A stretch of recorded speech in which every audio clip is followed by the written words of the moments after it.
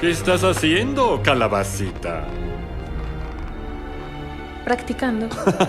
¿Por qué te esfuerzas? ¿Averiguaste dónde tiene el monstruo esa campana, tesoro?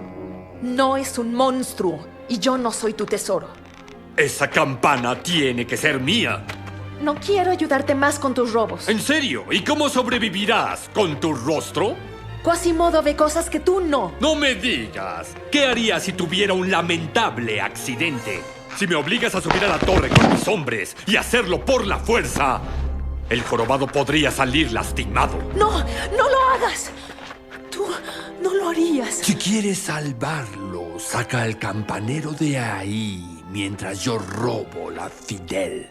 Sálvalo de un lamentable accidente.